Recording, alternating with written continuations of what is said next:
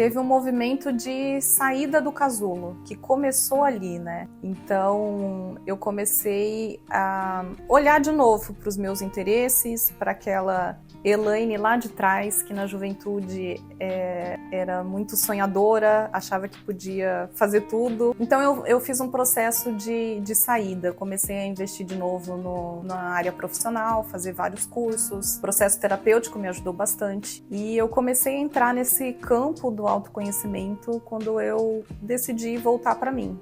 Eu fiz administração e aí fiz pós em gestão de pessoas e negócios financeiros, eram todos nessa área de educação corporativa, coaching, PNL, fiz várias formações.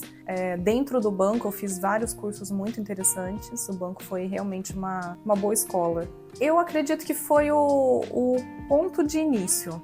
Primeiro eu comecei fazendo essas formações mais técnicas, fiz um investimento ali na carreira, no banco. E em determinado momento eu comecei a buscar outros tipos de cursos. Eu fiz curso de Mindfulness, por conta do estresse que eu estava vivendo ali no momento.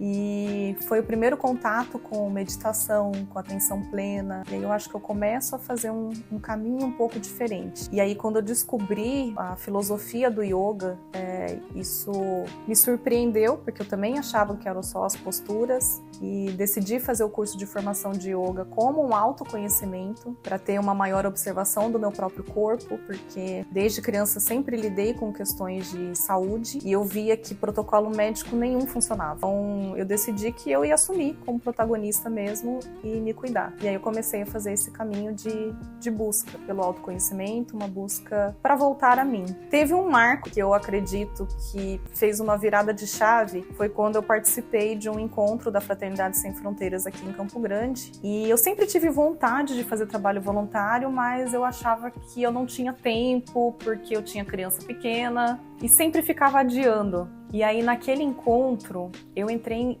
em contato com histórias tão lindas de pessoas que estavam fazendo tanto e achavam que estavam fazendo pouco, que aquilo mudou. Eu saí de lá totalmente diferente e incomodada, eu não conseguia dormir, não conseguia mais pensar em outra coisa. Eu tinha que me movimentar, já tinha passado da hora. E um projeto que a Fraternidade Sem Fronteiras estava começando na época era de acolhimento das famílias venezuelanas. Então eu pensei, nisso eu posso ajudar. E aí eu comecei a fazer entrega de doações e eu achava que não tinha tempo porque os meus filhos eram pequenos e eles começaram a ir comigo e de repente a gente entendeu que era muito mais prazeroso do que qualquer outra atividade que a gente fazia. Os meus filhos conviveram muito tempo com as crianças, né, e foi bem bacana essa troca. E ali naquele momento, depois desse encontro que eu participei, eu falei, bom, eu vou sozinha, eu acolho uma família. Se tiver mais gente comigo, a gente pode acolher mais de uma. E comecei a fazer um movimento com amigos, assim, né? E tentando chamar as pessoas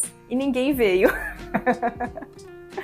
E eu estava sozinha, mas eu não desisti. E aí eu fui nessa ONG e falei assim, olha, vê aí se tem outros padrinhos, né, da instituição que querem ajudar de Campo Grande, passa o meu contato. E aí a gente marcou uma reunião na minha casa, foi no dia 1º de maio de 2019. Eu tava com o pé quebrado e foi muito providencial também, porque o fato de eu ter quebrado o pé, né, pude investir mais tempo nisso, de falar com as pessoas, de mobilizar. E aí, desse grupo, a gente conseguiu fazer um movimento bem bacana e no final de um ano a gente tinha ajudado 18 famílias, um total de 56 pessoas. Então, o grupo chegou a ter 80 voluntários. De uma ideia pequenininha, acabou acontecendo um movimento grande, um movimento muito legal e com certeza foi o que mais me impactou de tudo que eu já fiz nesse sentido, porque eu tive que lidar ali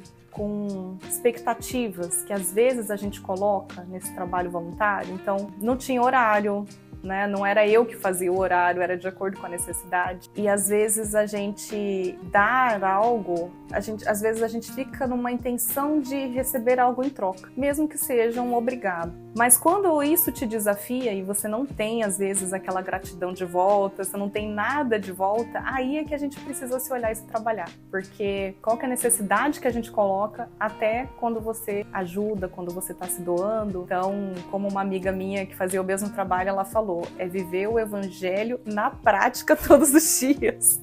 Então, foi justamente no desafio que eu mais aprendi, mais cresci. Mas, assim, muitas histórias lindas também, muitas pessoas que tiveram a oportunidade de refazer as suas vidas aqui. Foi uma nova descoberta de possibilidades, de me treinar em habilidades que eu não tinha treinado ainda.